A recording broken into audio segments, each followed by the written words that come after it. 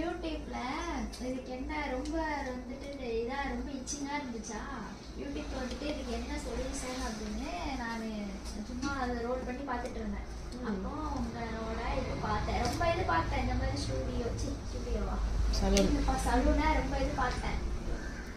நான் அவங்களுக்கு கால் பண்ணும்போது அவங்க என்ன சொன்னாங்கன்னா, செட் ஆகாத மாதிரி, ஏன்னா எல்லாமே ஹோம்ல வந்து பண்ணித்தரேன், நீங்க இருக்கிற இடத்துல வந்து பண்ணித்தரேன் அப்படின்னு சொல்லி சொன்னாங்க.